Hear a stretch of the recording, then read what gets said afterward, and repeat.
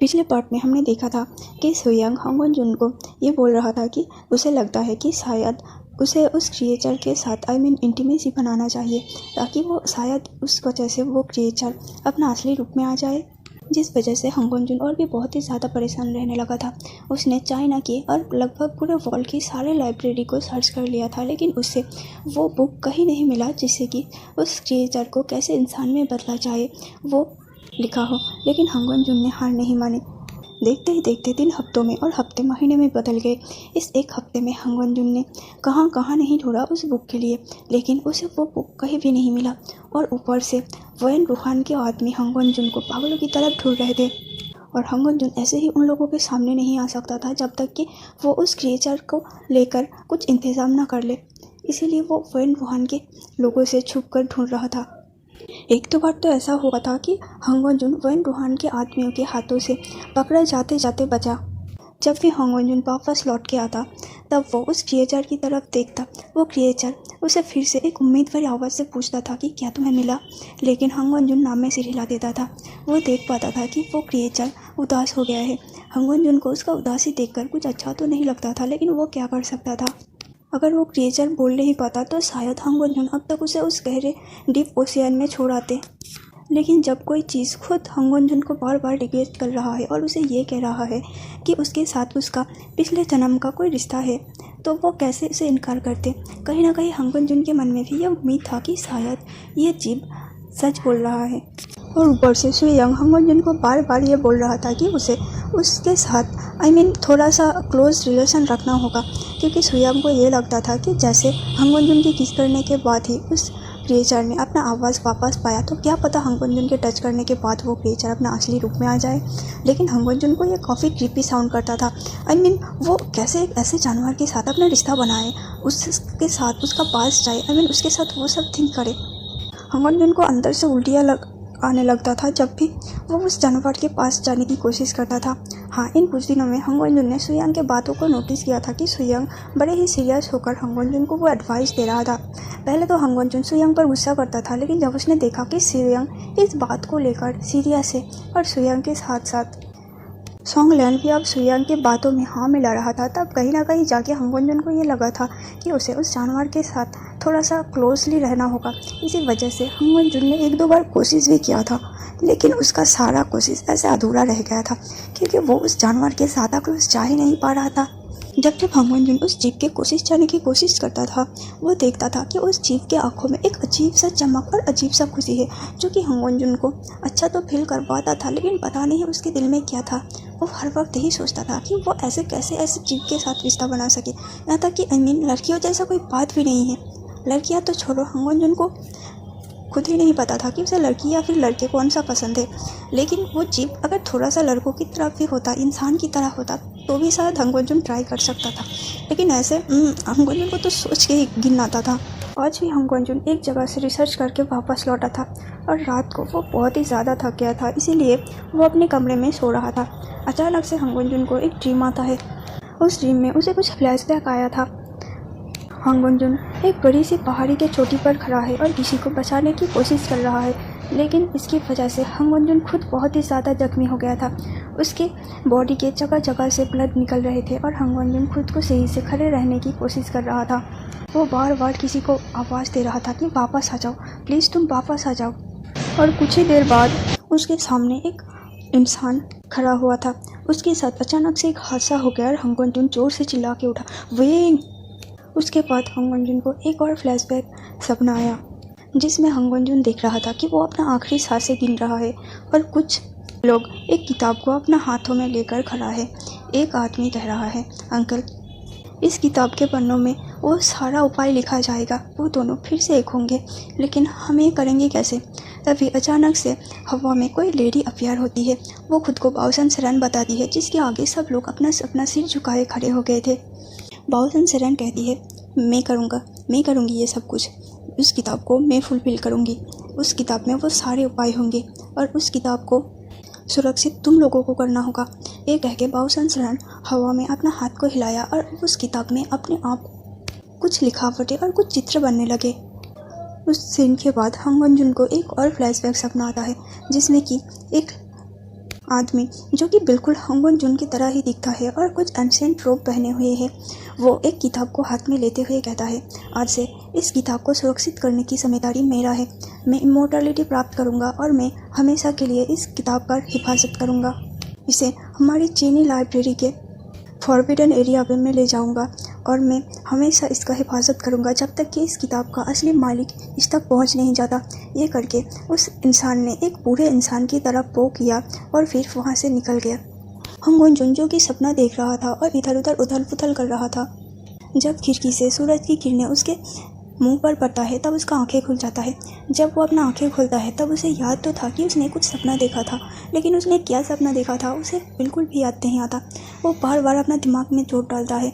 यह सपना आज नहीं कई दिन से उसे आ रहा है, लेकिन जब भी वो आंखें खोलता उस सपने के बारे में पूरी तरह से भूल जाता था।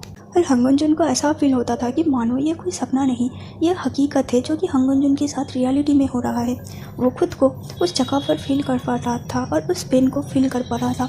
कभी कभी तो वो नींद से जगकर पूरी तरह रोता था और फिर सोचता था कि आखिर वो रो क्यों रहा है। वो अपने आप को शांत करने की कोशिश करता था, लेकिन शांत नहीं कर पाता था जब तक कि वो उस टैंक के पास जाए और उस क्रिएचर को ना देखे। इन दिनों में हंग वॉन जुन को ये फील तो हो चुका था कि उस क्रिएचर के साथ उसका कोई ना कोई रिलेशन तो ज़रूर है, शायद कि ये क्रिएचर से ही बोल रहा है, लेकिन उसका सबूत क्या है। वो एक साइंटिस्ट है, बिना कोई सबूत के हंग वॉन जुन ऐसे ही किसी के बातों पर भरोसा नहीं कर सकता, और वो भी एक क्रिएचर के। हंग वॉन जुन जब भी उस क्रिएचर के पास जाता तब तक वो क्रिएचर हंग वॉन जुन को अपने पहले हंग वॉन जुन के बारे में पूछता था, या जैसे तुम कैसे हो, तुमने खाना खा लिया, क्या तुम्हें वो किताब मिला, क्या तुम्हें मैं याद आया हूँ। जैसे कि उस क्रिएचर की आंखों में हर बार एक उम्मीद की रोशनी होती थी कि वो हंग वॉन जुन से कोई पॉजिटिव आंसर एक्सपेक्ट कर रहा हो, लेकिन हंग वॉन जुन उसे हर बार नेगेटिव के में जवाब देता था। सुबह नींद से उठा था तब उसे 2 वर्ड्स याद थे, जैसे कि लाइब्रेरी और फॉरबिडन एरिया। हंग वॉन जुन पहले तो अपने दिमाग में बहुत ज़्यादा जोर डालता है और वो सोचता है कि इन दोनों वर्ड्स का मीनिंग क्या है, कि ये दोनों वर्ड्स कहीं ना कहीं एक दूसरे से जुड़े हुए थे, लेकिन हंग वॉन जुन इस कड़ी को नहीं सुलझा पा रहे थे। बहुत ज़्यादा और बहुत देर तक सोचने के बाद हंग वॉन जुन ये कंक्लूजन पे पहुंचता है कि शायद लाइब्रेरी के अंदर ही कोई फॉरबिडन एरिया है जिसने कि वो किताब लिखा रखा हो। उसने सुयांग और सोंगलैन को भी ये न्यूज़ दिया। उन्होंने भी कहा कि उन्हें तो ऐसे कोई भी फॉरबिडन एरिया के बारे में पता नहीं है। फिर तीनों लोग एक साथ रिसर्च करने बैठते हैं और उन लोगों को फिर भी कुछ नहीं पता चलता। फिर तीनों डिसाइड करते हैं कि तीनों अलग अलग होकर चाइना के अलग अलग लाइब्रेरी में जाएंगे, जहां हंग वॉन जुन डिसाइड करता है कि वो चाइना के सबसे बड़े लाइब्रेरी नेशनल लाइब्रेरी पे जाएगा और वहाँ पे सर्च करेगा। तीनों अपने अपने कमरे में जाकर रेडी हो गए और जब जाने के लिए बाहर आए तब तीनों एक साथ थे। हंग वॉन जुन ने सुयांग को पूछा, क्या तुमने उसे खाना दिया? सुयांग ने कहा, अरे मैं तो भूल ही गया। जिस बात से हंग वॉन जुन को थोड़ा गुस्सा आता है और वो कहता है कि आखिर पूरे दिन करते क्या हो, एक चीज़ का ध्यान रखने को बोला वो भी नहीं होता। सुयांग हंग वॉन जुन से कहते हैं, बॉस इतना गुस्सा मत करो, आपने जो ये सब प्लान बताया है और ये इन सब के चक्कर में मैं भूल गया, मेरे दिमाग से ही निकल गया, मैं अभी जाकर देकर आता हूँ। हंग वॉन जुन कहता है, कोई ज़रूरत नहीं, मैं जाकर उसे खाना देकर आता हूँ। हंग वॉन जुन जाके फ्रीज़र से कुछ मीट्स के टुकड़े को बाहर निकला। तकरीबन 10 से 20 किलो मीट्स था।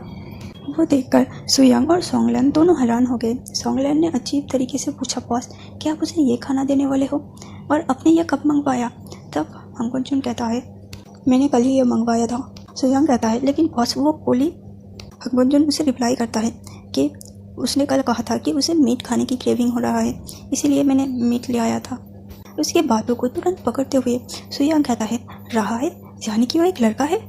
अरे यार, मैं तो इतने दिन से सोच रहा था कि शायद वो कोई लड़की होगी। I mean, उसका फेस देखो और उसका वॉइस देखो, बिल्कुल लड़कियों जैसा है। जिस बात से हंग वॉन जुन सुयांग को एक डेंजरस लुक देता है। सुयांग कहता है, हाँ बाबा पता है। आप एक तो कहते हो कि आप उसका केयर नहीं करते, और दूसरी तरफ आप ऐसे उसका केयर करते हो इस तरह से कि आप उसे कितने सालों से जानते हो और उसके बिना रह ही नहीं सकते। ये कह के सुयांग वहाँ से चला गया। हंग वॉन जुन अपने ही बनाए हुए एक रोबोट के ज़रिए उस मीट को लेता है और उस क्रिएचर के टैंक में पहुंचा देता है।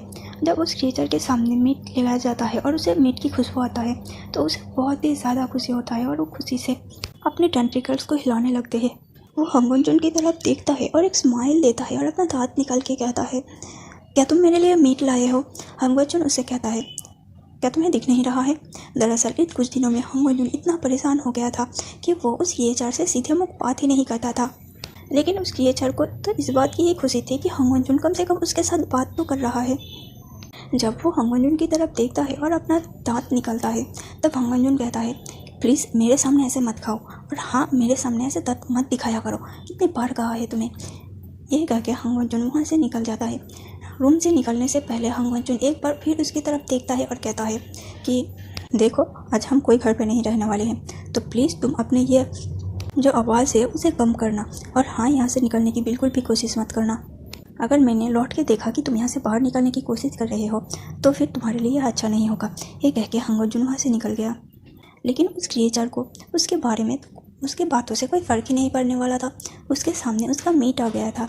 इससे ज़्यादा उसके लिए खुशी की बात और क्या था।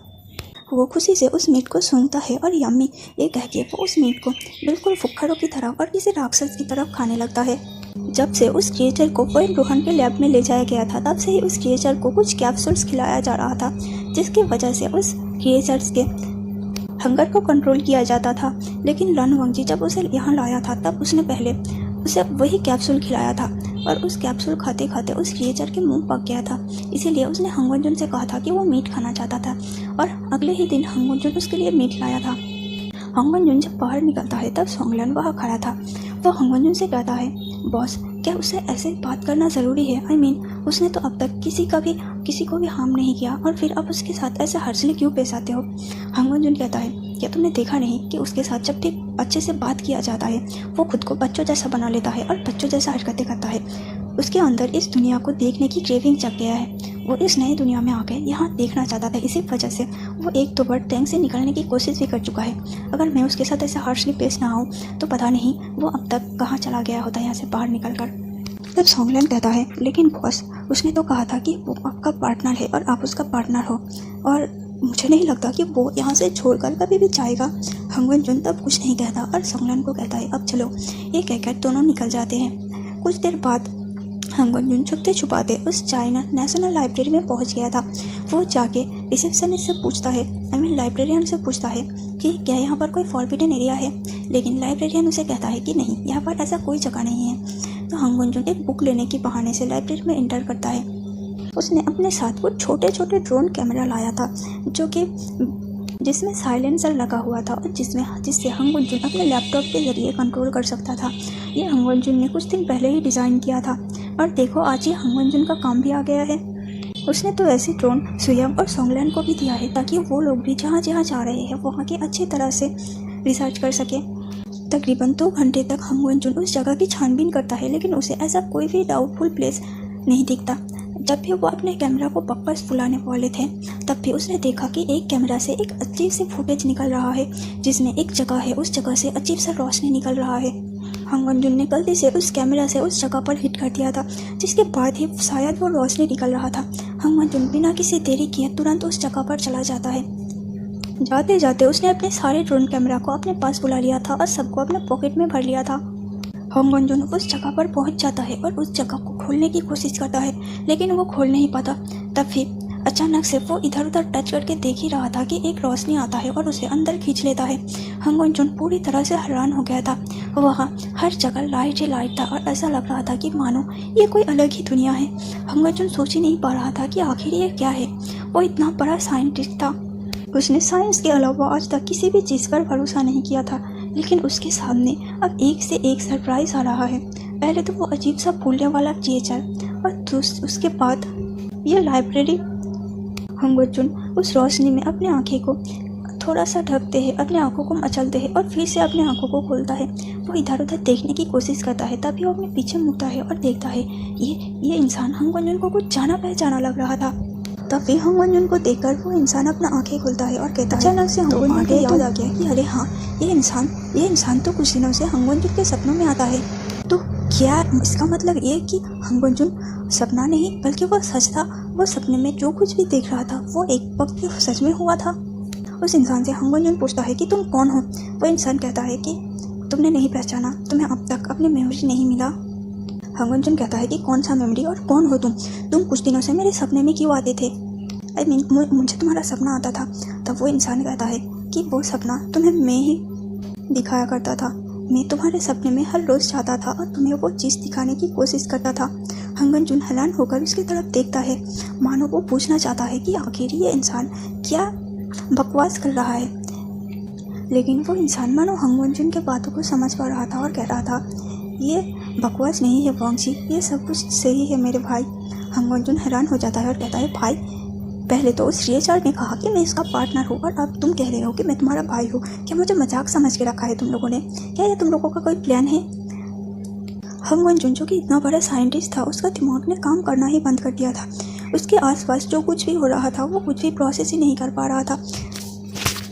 तब वो इंसान कहता है, नहीं ब्रदर, मैं तुम्हारे साथ कोई मजाक नहीं कर रहा हूँ और तुम्हें एक ना एक दिन यहाँ आना ही था। तुम्हें पता है, मैं 1000 सालों से तुम्हारा यहाँ इंतज़ार कर रहा हूँ कि तुम कब आओगे और कब मुझे यहाँ से मुक्ति मिलेगा। हंगन जुन पूछता है, इसका मतलब? तब वो इंसान कहता है, इसका मतलब मैं तुम्हें नहीं बताऊँगा, तुम्हें उस किताब को पढ़ना होगा, उसके बाद ही तुम जान पाओगे। हंगन जुन कहता है कि कौन सा किताब? और उसी किताब को मैं इतने दिन से ढूंढ रहा हूँ। अगर तुम्हें पता ही था कि मैं ढूंढ रहा हूँ तो तुमने मुझे पहले क्यों नहीं बताया? तब वो इंसान कहता है, दुनिया की ऐसी कई चीज़ें जिन पर सबका कोई कंट्रोल नहीं होता, लेकिन सब पर वक्त का कंट्रोल होता है। शायद तुम्हारा यहाँ आने का समय यही था, इसीलिए तुम्हें पहले नहीं पता चला था। हंगन जुन थोड़ा सा गुस्सा हो जाता है और वो पूछता है कि कहाँ है वो किताब? वो इंसान दूसरी तरफ अपना उंगली पॉइंट करता है और हंगन जुन उसके उंगली को फॉलो करते हुए उसी तरफ देखता है। वो देखता है कि वहाँ एक बहुत ही बड़ा सा किताब हवा में उड़ रहा था। वो सोचता है कि ये तुमने कैसे किया? आई मीन कौन सा गैजेट इस्तेमाल किया है तुमने? तब वो कहता है कि यह कोई गैजेट नहीं है, ना ही कोई यंत्र है और ना ही कोई मंत्र है, ये तो बस तुम्हारी डेस्टिनी है। हंगन जुन उसकी बातों का जवाब नहीं देता। उसका पूरा फोकस तो सिर्फ और सिर्फ उसी बड़े किताब के ऊपर था। वो अपना हाथों को फैलाकर उस किताब को पकड़ने की कोशिश करता है, लेकिन वो किताब उसके हाथों में ही नहीं आता। वो तब उस इंसान की तरफ देखता है और कहता है कि आखिर मैं इसे कंट्रोल कैसे करूँ, ये मेरे हाथ में क्यों नहीं आ रहा है? वो इंसान कहता है, सच्चे मन में पवित्र आत्मा का वास होता है। अगर तुम सच्चे दिल से पुकारोगे तो तुम्हें हर वो चीज़ मिलेगी जो तुम कामना करते हो। यानी कि इसका मतलब ये था कि हंगन जुन को अपने सच्चे दिल से उस किताब को पुकारना था। लेकिन हंगन जुन ये कैसे करता? उसने 1-2 बार अपनी आंखों को बंद किया और उस किताब को अपने पास बुलाने की कोशिश किया, लेकिन फिर भी वो किताब नहीं आ रहा था। वो इंसान जो अब तक हवा में लहरा रहा था, हवा में बैठा था, वो हंगन जुन की तरफ ही देख रहा था और कुछ नहीं कह रहा था। हंगन जुन उसे कहता है कि आखिर ये आ क्यों नहीं रहा है? तब वो इंसान कहता है कि मैंने कहा कि सच्चे दिल से पुकारोगे तो वो अपने आप तुम्हारे पास खींचा चला आएगा। हंगन जुन कहता है कि मैं सच्चे दिल से ही तो पुकार रहा हूँ और आखिर मैं इससे अच्छा सच्चे दिल से कैसे मांगूँ? तब वो इंसान कहता है कि मेडिटेशन, यानी कि योगा, तुम्हें मेडिटेशन करना होगा। मेडिटेशन एक ऐसी चीज़ है जो तुम्हारे दिमाग को शांत करेगा, तुम्हारे दिल को और तुम्हारे दिमाग को सब कुछ से परे लेकर जाएगा, तुम्हारे ध्यान को एकत्रित करेगा। जब तुम सब कुछ भुला दोगे और सिर्फ और सिर्फ अपना पूरा फोकस उस किताब पर करोगे, तभी वो किताब तुम्हारा हो सकता है। हंगन जुन उसकी तरफ देखता है और कहता है, अगर यही उपाय था तो तुमने मुझे पहले क्यों नहीं बताया? अब वो इंसान सिर्फ और सिर्फ हंगन जुन की तरफ देख रहा था। हंगन जुन गुस्से से वह मेडिटेशन पोज में बैठ जाता है और अपने ध्यान को केंद्रित करने की कोशिश करता है, लेकिन वो ऐसा कर ही नहीं पा रहा था। बार बार कोशिश कर रहा था लेकिन वो कुछ भी नहीं कर पा रहा था। वो अपना फोकस, अपना ध्यान लगा ही नहीं पा रहा था। तब वो उस इंसान की तरफ प्लीडिंग आई से देखता है और उसे मानो कि पूछने की कोशिश करता है कि आखिर उसे कैसे करना है। तब वो इंसान बिना कुछ कहे उसके सामने आकर बैठ जाता है, उसके दोनों हाथों को फैलाता है और हंगन जुन के हाथों को अपने हाथों में लिए हुए लोटस पोजीशन में बैठ जाता है और कहता है कि मेरे हाथों को महसूस करो और अपना ध्यान को इन हाथों पर रखने की कोशिश करो। हंगन जुन ऐसा ही करता है। धीरे धीरे उसे फील होता है कि वो मानो हवा में लहरा रहा है और वो सच में हवा में ही लहरा रहा था। धीरे धीरे वो सब कुछ भूल जाता है और उसका फोकस सिर्फ और सिर्फ उस किताब पर हो जाता है। उसके बाद वो किताब अपने आप ही हंगन जुन के हाथों में आकर गिरता है। हंगन जुन उस किताब को देखता है और ऐसा लग रहा था कि मानो वो बहुत ही ज़्यादा खुश हो। वो अपने लिप्स को थोड़ा सा कर्व करता है और उस किताब को खोलने की कोशिश करता है। जब वो उस किताब को खोलता है, खोलने से पहले वो इंसान हंगन जुन को वार्निंग देता है। वो इंसान हंगन जुन के हाथों को पकड़ लेता है और कहता है, इससे पहले कि तुम उस किताब को खोलो, मैं तुम्हें वार्न करता हूँ कि अगर तुमने एक बार इस किताब को खोल दिया तो तुम इसे बिना ख़त्म किए हुए यहाँ से नहीं उठ सकते। तुम्हें चाहे जो कुछ भी हो जाए इस किताब को पूरा ख़त्म करना है। हंग वंजुन अपना सिर हाँ में हिला देता है और उस किताब को खोलता है। जब वो इस किताब के पहले वर्ड को पढ़ता है तो वैसा लग रहा था कि वो मानो उस किताब के अंदर ही समा गया है। वो सारे इमोशंस और सब कुछ फील कर पा रहा था। जब वो एक के बाद एक उस किताब के पेजों को पलटता है उसे धीरे धीरे सब कुछ याद आने लगता है। तो चलिए अब यहाँ से फ्लैशबैक की तरफ चले कि आखिर पिछले जन्म में क्या हुआ था। हंग वंजुन गुसू के सेकंड यंग चेट थे। गुसू में हर साल सभी क्लैन के राजकुमार और राजकुमारियाँ शिक्षा लेने आते थे।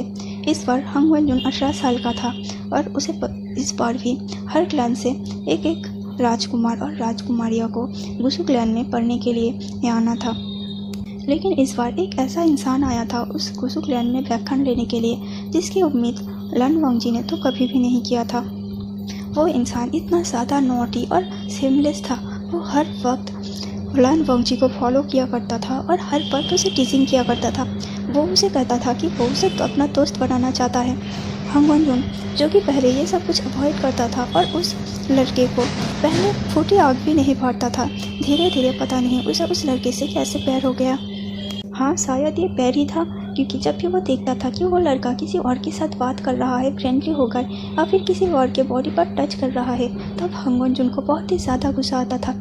उसे ऐसा लगता था कि वो उस लड़के को वहाँ से लेकर जाए और उसे अपना जिंगसी में बंद करके उसे बहुत देर तक पनिश करे। विंग था ही इतना शैतान कि हंग विंग को हर रोज़ पनिशमेंट मिलता था और हंग वंजुन उसका पनिशमेंट का सुपरवाइज़र होता था, जो कि उसे लाइब्रेरी में बैठकर रूल्स कॉपी कराया करता था।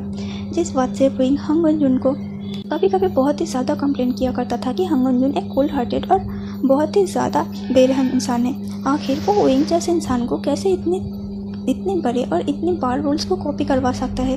लेकिन हंग वंजुन को इससे अजीब अजीब थॉट्स आया करता था। उसे ऐसा लगता था कि मानो वो विंग को अपने लाइब्रेरी के उसी टेबल पर पिन करके उसे किस करता रहे या फिर उसके साथ कोई नोटी हरकतें करता रहे। हंग वंजुन जो कि एक शुद्ध सन्यासी इंसान की तरफ था, उसे अपनी सोच पर ही असेम्ड फील हुआ करता था, क्योंकि वो पहले कभी भी ऐसा नहीं था। विंग के आने के बाद अचानक से पता नहीं कि वो ऐसा क्यों बन गया है। हंग वंजुन जो कि कभी भी किसी के टच को बर्दाश्त ही नहीं कर पाता था, कोई भी हंग वंजुन को कभी भी टच करने की हिम्मत भी नहीं किया था। और यहाँ वही बुसियान पता नहीं इतने करेज कहाँ से लाता था कि वह हंग वंजुन को टच किया करता था जगह जगह पर, और तो और हंग वंजुन उसके टच को रेसिस्ट भी नहीं किया करता था। फाइनली एक दिन लन वंगजी को ये यकीन हो गया था कि उसे उस सिली वे बुसियान से प्यार हो गया है। देखते ही देखते उनका व्याख्यान खत्म होने को आया। लन वंगजी खुद को बहुत ही ज़्यादा स्टबर्न महसूस किया करता था, क्योंकि वो विंग को बताना तो चाहता था कि वो विंग को पसंद करता है, लेकिन वो उसे बता ही नहीं पा रहा था। एक दिन वैसे ही विंग के सीजे के होने वाले हस्बैंड जिन जिसवान के साथ विंग का बहुत ही ज़्यादा झगड़ा हो जाता है, जिसके बाद विंग को वहाँ से जाना पड़ता है और व्याख्यान भी बंद हो जाता है। इस दौरान हंग वंजुन बहुत ही ज़्यादा दुखी था।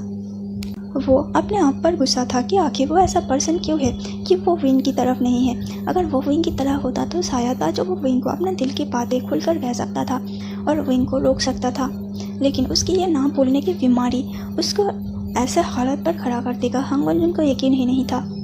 और तब हंग वंजुन के अंकल लन जिरन ने हंग वंजुन को उस इन आयरन के बाकी भागों को खोजने की आदेश दिया। हंग वंजुन अपने मन को डाइवर्ट करने के लिए उस इन आयरन के बाकी टुकड़ों की तलाश में निकल जाता है, लेकिन वो जब आधे रास्ते में जाता था तब उसे अपने हाथों पर एक टान खिंचाव सा महसूस होता है। वो जब घूम के देखता है तो वहाँ और कोई नहीं, बेबुसियान खड़ा था। हंग वंजुन को इस बात से बहुत ही ज़्यादा खुशी होता है और वो पूछता है कि वो यहाँ कैसे। तब विंग कहता है कि वो हंग वंजुन की मदद के लिए आया है। हंग वंजुन भले ही विंग को अपने पास रखना चाहता था, लेकिन वो जिस मिशन पर जा रहा था वो बहुत ही ज़्यादा डेंजरस था और हंग वंजुन विंग को ऐसी डेंजरस जगह पर नहीं ले जा सकता था। हालांकि उसे पता था कि विंग ताकत में और लड़ाई में उससे कम नहीं है। विंग भी उसके तरफ एक बहुत ही शक्तिशाली कल्टिवेटर है, लेकिन हंग वंजुन फिर भी अपने प्यार के साथ कोई रिस्क नहीं लेना चाहता, इसीलिए वो वेबुसियान को वापस जाने के लिए कह दिया, लेकिन वेबुसियान ने सुना ही नहीं। इस दौरान वेबुसियान और हंग वंजुन को कई चुनौती का सामना करना पड़ा और एक बार वैसे ही वेबुसियान को एक बड़ी सी भयानक चीज़ में हमला कर दिया था। वह बिसियन घायल हो गया था। लान वोंगजी बहुत ही ज़्यादा डर गया था और उसे अपना लव का कन्फेशन कर दिया था, क्योंकि उसे ऐसा लगा था कि वो शायद विंग को खो चुका है। लेकिन विंग, जो कि पूरा बेहोश नहीं हुआ था, उसने लान वोंगजी के सारे बातों को सुन लिया था और उसने कहा था, हंगवन जुन, क्या तुम मुझे पसंद करते हो? लान वोंगजी ने कुछ नहीं कहा, वो चुप था। लेकिन तब विंग ने कहा, लंजा, तुम मुझे बताते क्यों नहीं? आखिर तुम अगर मुझे पसंद करते हो तो तुमने पहले क्यों नहीं बताया? हंगवन जुन कहता है कि शायद तुम मुझे नफरत करते क्योंकि मैं एक लड़का हूँ। वही कहता है कि आखिर तुम एक लड़का हो तो इससे प्रॉब्लम क्या है? और हाँ, तुम्हारी जानकारी के लिए मैं बता दूँ कि मैं भी तुम्हें पसंद करता हूँ। पता नहीं क्यों तुम्हें टीजिंग करना मुझे अच्छा लगता था, और तुम्हें टीज करते करते कब मैं तुम्हारे पैर में पड़ गया मुझे खुद ही नहीं पता चला। तब से दोनों के बीच में एक रोमांटिक रिलेशन का स्टार्ट हो चुका था और दोनों उस मिसल पर निकल पड़े थे। लेकिन जब जियांग चैंग विंग को ढूंढने के लिए आया तब विंग को अपना क्लैन यून तक वापस जाना पड़ा और वोंगजी अपने घर क्लाउड रिसेस वापस आ गया। लेकिन जब वेन क्लैन ने उन लोगों को अपने क्लैन पर व्याख्यान के लिए न्योता भेजा तब वोंगजी को भी वहां जाना पड़ा और विंग को भी। वहां जाके दोनों ने बहुत ही ज़्यादा एंजॉय किया था और एक साथ मिलकर वेंचाओ को बहुत ही ज़्यादा तंग किया था। हालांकि वहाँ वोंगजी तो चुपचाप भूत बनकर खड़ा रहता था, लेकिन विंग, जो कि वोंगजी के सपोर्ट पाकर खुद को और भी ज़्यादा शक्तिशाली महसूस करता था और हर वक्त वेंचाओ का टांग खिंचाई करता था। यहाँ से सीन बिल्कुल अनटेम्ड की तरफ है। मैंने जो कुछ भी एक्सप्लेन किया, मैंने जो कुछ भी थोड़ा सा अलग अलग पार्ट था उसी को एक्सप्लेन किया, और बाकी सब कुछ आप लोग अनटेम्ड तो देखा ही होगा ना, तो अनटेम्ड की तरफ ही सोच लेना। फाइनली एक दिन वेंचाओ विंग और सभी को उस सैनु केव में ले जाता है। जब विंग जा रहा था तब उसने देखा कि लंजा लंगड़ा रहा है, उसके पैरों में चोट लगा था। विंग को ऐसा लग रहा था कि मानो उसका दिल टुकड़ा टुकड़ा हो रहा है, क्योंकि दर्द पैरों में चोट वोंगजी का लगा था और दर्द विंग को हो रहा था। उस केव में जब वेंचाओ ने विंग को धक्का देकर गिरा दिया तब वोंगजी बहुत ही ज़्यादा गुस्सा हो गया था।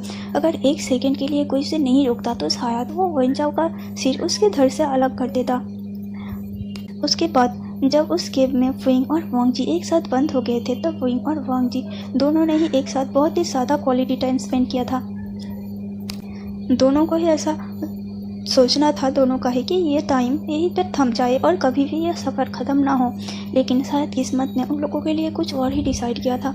जब विंग और वोंगजी उस केव में सैनियों को मारने के बाद बाहर निकलता है तब विंग को होश आता है, तब लंजा वहाँ पर नहीं था। उसके बाद तो जियांग चैंग विंग को वहाँ से बाहर निकल कर उसे जियांग क्लैन वापस लाता है। उसके बाद जियांग क्लैन पर वेन क्लैन हमला कर देता है और जिस वजह से उनके पेरेंट्स का डेथ हो जाता है। विंग और जियांग चैंग और उसके सीजे वहाँ से भाग जाता है। उसके बाद वेन जाओ ने विंग को पकड़ लिया था और विंग कई दिनों से, कई महीनों से गायब था। जब लान वोंगजी ने विंग को ढूंढ निकाला उस वेन जाओ के घर के छत से, तब से विंग पूरा बदल गया था। लेकिन लान वोंगजी की तरफ उसका बिहेवियर फिर से सेम था। वो वोंगजी के साथ हमेशा प्यार भरी बातें करता था।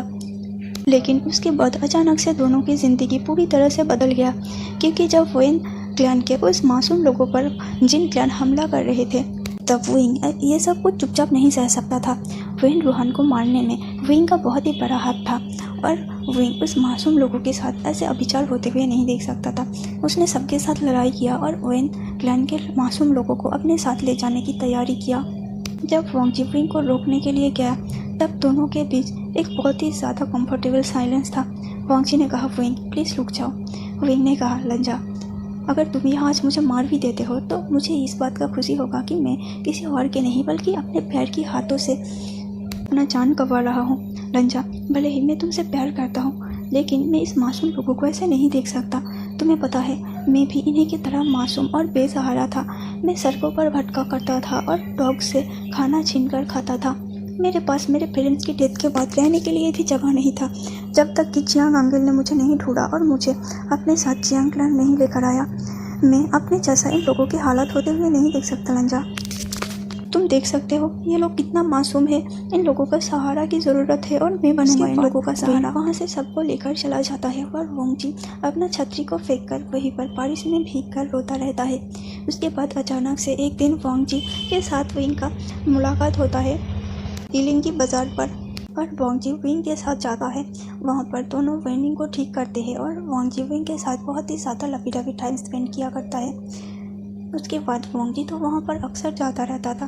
वो छुपते छुपाते हुए किसी भी बहाने से विंग के पास पहुँच जाता था और विंग के पास टाइम स्पेंड किया करता था। अचानक से एक दिन वोंगजी को पता चलता है कि विंग ने जिन जिसवान को मार दिया। वोंगजी को यह बिल्कुल भी बिलीव नहीं हो रहा था। वो तुरंत विंग के लिए निकल गए, लेकिन जब वो जा रहा था तब उसने देखा कि बहुत ही बड़ा जंग छिड़ चुका है। विंग जो कि सभी का सामना अकेले कर रहा था। सब लोग विंग को मॉन्स्टर कह रहे थे, विंग को तरह तरह की गालियाँ दे रहे थे और विंग को एक थ्रेट समझकर उसे मार रहे थे। लेकिन विंग को मारना क्या इतना ज़्यादा आसान था, क्योंकि विंग ने डेमोनिक कल्टीवेशन को अपनाया था। इसीलिए सभी लोग ने विंग को तरह तरह की बातें सुना रहे थे।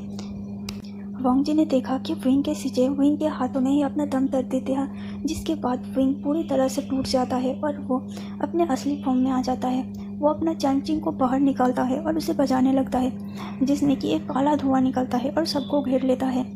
सभी क्लैन वहाँ पर पहुँच गए थे, लेकिन विंग का चैंचिंग का धुआं सिर्फ और सिर्फ लन और जियांग क्लैन को छोड़कर सभी क्लैन पर हमला कर रहे थे। वोंगजी विंग को रोकना चाहता था, लेकिन विंग अब कंट्रोल से बाहर हो चुका था। वोंगजी ने विंग को पीछे से पकड़ा। सभी को इस बात पर यह यकीन हो गया था कि हीलिंग पेट्रिया और हंगोजुन के बीच कोई रिश्ता ज़रूर है। सभी को पता चल गया था कि दोनों सिर्फ और सिर्फ अच्छे दोस्त नहीं, दोस्त से बढ़कर कुछ है। वोंगजी के अंकल लन जिरन ने कहा, लन वोंगजी, तुम उसे छोड़ दो और यहाँ आ जाओ। अगर तुम उसके साथ रहे तो सब तुम्हारे पीछे पड़ जाएंगे। लेकिन वोंगजी ने ऐलान कर दिया कि वो विंग से प्यार करता है और वो विंग को छोड़कर कहीं भी नहीं जाएगा। लेकिन उसके बाद से अचानक से सब कुछ बदल जाता है, क्योंकि सभी एल्डर्स मिलकर विंग के ऊपर हमला कर दिया था। विंग जो कि पहले से ही बहुत ही ज़्यादा टूटा हुआ था अपने सिजे के मौत पर, और ऊपर से उसका गुस्सा लन वोंगजी शांत करने की कोशिश कर रहा था। विंग को लग रहा था कि उसका दिल मानो दो हिस्सों में बट गया है। जिस तरह उसका एक दिल और दिमाग कह रहा है कि सभी का बदला लो, और दूसरी तरफ उसका दिल और दिमाग कह रहा है कि अपने प्यार को चुनो और उसके साथ रहो। विंग इसी द्विधा में था कि किसी ने उसके ऊपर हमला कर दिया, जिसकी वजह से विंग नीचे गिर गया। वोंगजी विंग के सर को अपनी गोदी में लेकर उसे उठाने की कोशिश कर रहा था, लेकिन विंग आंखें नहीं खोल रहा था। कुछ देर बाद जब विंग अपना आंखें खोलता है तब उसका आंखें पूरा लाल हो गया था। वो हीन लोहा पूरा विंग के अंदर समा गया था। विंग अब बहुत ही भयानक और खूंखार बन गया था। तरह तरह से चारों तरफ से लोग विंग पर हमला करने के लिए आ रहे थे, लेकिन विंग ने एक ही झटके से सबको मार गिराया। लन जिरन विंग पर हमला करने जा रहा था कि तभी वोंगजी ने देखा कि विंग और उसके अंकल दोनों एक दूसरे की तरफ बढ़ रहे हैं। वोंगजी ने दोनों का बीच बचाव करते हुए उनके बीच में गया और दोनों को रोकने की कोशिश किया, लेकिन इस चक्कर में वो घायल हो गया। एक तरह की विंग अपना कंट्रोल खो चुका था और वोंगजी पर हमला कर दिया था, जिस वजह से वोंगजी खून की उल्टियाँ करता है और वो पूरी तरह से वही लेट पड़ता है। लन जिरन वोंगजी के नाम से चिल्लाते हुए वोंगजी की तरफ जाता है और उसके सांस को चेक करता है। वोंगजी ने अपना सांसें नहीं लिया था। वोंगजी के सांसें पूरी तरह से गायब हो चुका था। वो वोंगजी के कलाई को पकड़ के उसके नसों को चेक करता है, लेकिन वोंगजी के नसें भी रुक चुका था, उसका दिल का धड़कन भी रुक चुका था। इसका मतलब वोंगजी इस दुनिया से जा चुका था। विंग जो कि वोंगजी पर हमला करने के बाद तुरंत शांत हो जाता है। उसे यह रियलाइज़ होता है कि उसने क्या कर दिया। उसने उस इंसान को मार दिया जिस इंसान विंग से इतना ज़्यादा प्यार करता था, और विंग उस इंसान के बिना रहना सोच भी नहीं सकता था। भले ही उसने गुस्से में जो कुछ भी किया, लेकिन अब विंग अपना पूरा होश में आ चुका था और वो ये गिल्ट ले ही नहीं पा रहा था कि उसने वोंगजी को मार दिया। वो वोंगजी की तरफ जाता है, लेकिन लन जिरन उसे वहीं पर रोक देता है। विंग फिर भी वोंगजी के पास जाता है, उसके गालों को अपने हाथों से सहलाता है और रोते रोते कहता है, लंजा प्लीज़ आंखें खोलो, लंजा प्लीज़ प्लीज़ आंखें खोलो, ऐसे छोड़कर मत जाओ। मैं कैसे रहूँगा, सिजे तुम सब मुझे छोड़ के चले गए। प्लीज़ प्लीज़ लंजा आंखें खोलो, प्लीज़ लंजा। विंग अब पूरी तरह से रो रहा था। वही वोंगजी विंग की बातों का एक भी जवाब नहीं दे रहा था। विंग पूरी तरह से टूट चुका था। वो वहाँ से पीछे पीछे जाते हुए बिल्कुल पहाड़ों की एकदम चोटी के किनारे आ गया, जिसके नीचे सिर्फ और सिर्फ पानी ही बह रहा था, गहरी समंदर था। विंग को जब ये रियलाइज़ होता है कि अब उसका लंजा उसको कभी भी विंग नाम से नहीं पुकारेगा, उसको कभी भी प्यार से नहीं देखेगा, उसको कभी भी प्यार से टच भी नहीं करेगा, विंग ये बात बिल्कुल भी हजम नहीं कर पाता।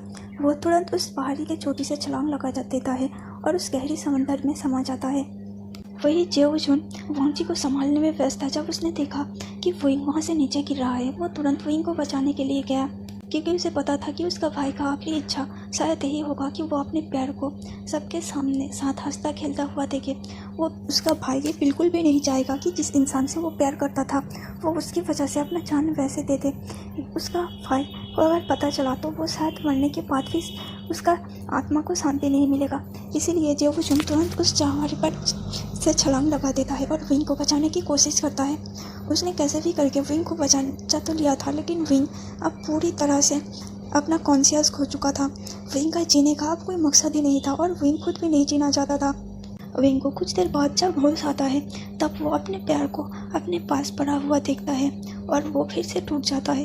वो सारे इन लोगों की पावर्स को इकट्ठा करता है और अपने अंदर समा लेता है, जिसके बाद वो अपना तलवार को निकालता है और सुफियान को अपने चेस्ट में दबा देता है और फिर से उस पहाड़ी से उस नदी समंदर पर जंप कर जाता है। विंग ने जब ऐसा किया था तब पूरा आसमान कांप उठा था। जोर जोर से बिजलियाँ चमकना शुरू हो गया था और आंधियाँ तूफान आने लगा था। उस वक्त हेवन से विंग को श्राप मिला था, क्योंकि एक तो विंग ने पहले डेमोनिक पाथ इस्तेमाल किया, इतने सारे लोगों की जान लिया और उसके ऊपर उसने उस इंसान का जान लिया जिसे वो प्यार करता था और जो उससे प्यार करता था, और तो और उसने अपने भी जान लिया। भले ही विंग ने लोगों की भलाई के लिए कितना भी कुछ किया, लेकिन वो जैसा किया था वो सब देवताओं के लिए और आम लोगों के लिए तो एक गुनाह ही था। इसलिए विंग को हेवन की तरह से श्राप मिला कि वो अपने आप को ख़त्म किया है, और ये हर धर्म में है कि अपने आप को ख़त्म करना सबसे बड़ा गुनाह है जिसका कोई माफ़ी नहीं। अगर मरने के बाद भी आप ना मर पाओ तो वो सबसे बड़ी सज़ा है, और विंग को वही सज़ा मिला था। हेवन की तरफ से उसे ये श्राप मिला था कि वो एक बहुत ही बदसूरत और खूंखार दानव में बदल जाएगा। उसके अंदर सिर्फ और सिर्फ डेमोनिक पावर्स होगा, जैसे विंग ने डेमोनिक पाथ का इस्तेमाल किया था और डेमोनिक पाथ को चुना था। वही बात उसने इतने सारे लोगों की जान लिया है। इसके लिए विंग को ये सज़ा मिलता है कि विंग बरसों तक अकेला रहेगा और अकेला अपना टाइम बिताएगा। उसके पास उसने खुद अपने पैर को मारा था, जिसकी वजह से उसे अपने पैर से हजारों सैकड़ों सालों तक दूर रहना पड़ता। उसके पैर हर बार जन्म तो लेगा, लेकिन वो कभी भी अपने पैर से नहीं मिल पाएगा। और हंगोंजुन वो तो लाइट बियरिंग लॉर्ड था, उसके लिए कोई कैसे कोई सजा दे सकता था। इसीलिए सिर्फ और सिर्फ हंगोंजुन की वजह से विंग को एक मौका मिला। हंगोंजुन ने जितने भी अच्छे काम किया था और हंगोंजुन ने अपने पूरी लाइफ में कभी भी एक भी गुनाह नहीं किया था, जिसकी वजह से हंगोंजुन को यह वरदान दिया गया कि हंगोंजुन उस अपने पैर से मिले बिना ही उससे बिखर गए। ऐसा एक दिन ज़रूर आएगा कि हंगोंजुन अपने पैर से मिलेगा, और विंग और वोंगजी को यह वरदान दिया गया कि वो दोनों एक दिन एक साथ मिलेंगे और हंगोंजुन ही विंग को ठीक कर पाएगा। लेकिन सबके मन में सवाल ये था कि दोनों आखिर कैसे ठीक होंगे और कब, और कैसे पता चलेगा कि वो दोनों एक दूसरे से मिलेंगे।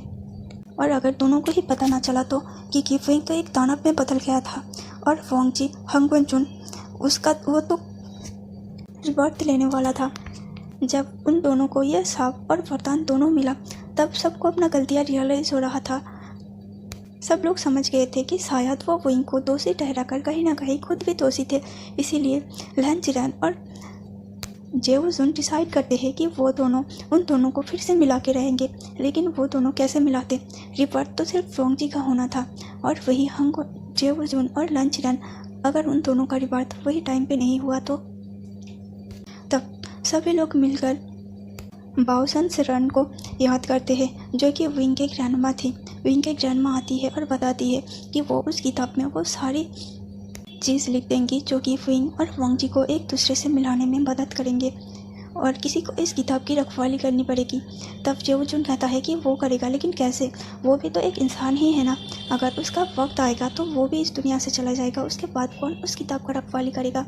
तब बाओसन सिरन ने कहा उस किताब की रखवाली करने के लिए जेवुजुन को पहले इमोर्टैलिटी प्राप्त करनी पड़ेगी, उसके बाद ही जेवुजुन उस किताब की रखवाली करना पाएगा। विंग और वोंगजी की बॉडी को एक साथ दफनाया जाता है, और विंग का जो आत्मा था उसे एक बहुत ही बड़े राक्षस में बदल दिया गया था, जिसे श्राप मिला था कि वो हमेशा से ऐसे गहरी समंदर के अंधेरे में रहेगा और उसका पार्टनर ही उसे वहाँ से बाहर निकाल पाएगा। जब उसका पार्टनर उसे इसी रूप में एक्सेप्ट कर लेगा तब उसका यह कर्ज भी ख़त्म हो जाएगा। उस किताब को चाइना की सबसे बड़ी लाइब्रेरी में एक फॉरबिडन एरिया में सेव करके रखा जाता है और जेऊ जुन अब वर्षों तक तपस्या करते हैं और इमोर्टलिटी प्राप्त करते हैं। इमोर्टलिटी प्राप्त करने के बाद जेऊ जुन खुद उस किताब की रखवाली में लग जाते हैं। इतने सैकड़ों सालों से वो बस इसी इंतज़ार में थे कि कब उसका वाइलान वांगजी आएगा और उस किताब को ओन करेगा। वांगजी जैसे जैसे किताब के पेजों को पलट रहा था, उसकी आंखों से बहुत ही ज़्यादा आंसू गिर रहे थे। उसे अपने पास्ट की सारी यादें ताज़ा हो गए थे, उसे अपने पास्ट की सारी यादें मिल गए थे। उसे याद आता है कि वो विंग से कितना ज़्यादा प्यार करता था। उसे तब याद आता है कि उसने विंग और कोई नहीं, वही क्रिएचर है जिससे कि वो कुछ देर पहले बात करके आया है, जो अभी हंगवनजुन के पास ही है। हंगवनजुन को एक पल के लिए याद आता है कि उसने उस क्रिएचर के साथ इन दिनों कैसा व्यवहार किया है और इन दिनों उसने उस क्रिएचर को कहीं ना कहीं अब सोचने में अजीब सा महसूस कर रहा था। उसे अपने आप पर रिग्रेट होता है। वो सोचता है कि मैं अपने विंग को कैसे ऐसे विंग के बारे में सोच सकता हूँ। चाहे मेरा विंग जैसा भी हो और जिस भी रूप में हो, वो सिर्फ मेरा है। मैं अपने विंग से कभी भी नफरत नहीं कर सकता और कभी भी अपने विंग से असेम्ड फील नहीं कर सकता। और मैंने अपने विंग के बारे में यह सोचा, उसे बहुत ही ज़्यादा रिग्रेट फील हो रहा था और उसकी आंखों से आंसू निकल रहा था। चलिए आज के पार्ट को यहीं पे ख़त्म करते हैं। अगर स्टोरी अच्छा लगा तो प्लीज़ स्टोरी को लाइक कर देना और अगर बुरा लगा तो भी कमेंट में बताना। कल एक सिस्टर ने कहा था कि दी एक रिवर्स स्टोरी लाना। पहले तो मैं इस कहानी को ख़त्म कर लूँ क्योंकि ये बहुत दिन से पेंडिंग में है और इसे ख़त्म करने के बाद ही मैं तुरंत एक रिवर्स स्टोरी लाने की कोशिश करूँगी सिस्टर। और फिर से मैं सिस्टर उषा कुमारी का थैंक यू करना चाहती हूँ। सिस्टर, मैं आपको जितना भी थैंक्स कहूँ शायद उतना ही कम पड़ेगा क्योंकि आपने इतना प्यारा कमेंट किया ना, मैं बिल्कुल इमोशनल हो गई। आपने कहा कि मेरी आवाज़ अच्छी है। दरअसल मुझे खुद ही अपनी आवाज़ पसंद नहीं और मैं पहले बहुत ही ज़्यादा नर्वस थी। मुझे नहीं लगा था कि मेरी स्टोरी आप लोगों को पसंद आएगी। मुझे लगा था कि स्टोरी चाहे जैसा भी हो, मेरी आवाज़ उतनी अच्छी नहीं है तो फिर किसी को पसंद नहीं आएगा शायद। लेकिन आपकी कमेंट को पढ़ के मेरी गलतफहमी दूर हो गई है और इतना प्यारा कमेंट करने के लिए फिर से शुक्रिया सिस्टर। तो चलिए मिलते हैं नेक्स्ट पार्ट में। उम्मीद करती हूँ कि आप सब लोग अच्छे होंगे और प्लीज़ आप सब लोग अच्छे रहना और प्लीज़ हर रोज़ मेरी वीडियो देखते रहना। और हाँ, आप लोगों को हमारे वांग इवो का कार रेसिंग प्रैक्टिस वीडियो मिला ना, आप लोगों ने देखा ना, प्लीज़ कैसा लगा कमेंट में बताना। मैं तो बहुत ही ज़्यादा एक्साइटेड हूँ कि कब उन लोगों का ओरिजिनल रेसिंग स्टार्ट होगा। मैं देखने के लिए बेताब हूँ। और हाँ, जैसे जैसे मुझे अपडेट मिलता रहेगा मैं वैसे वैसे आप लोगों के साथ उसी अपडेट को शेयर करती रहूँगी। तो मिलते हैं नेक्स्ट वीडियो में, तब तक के लिए टाटा, स्टे सेफ।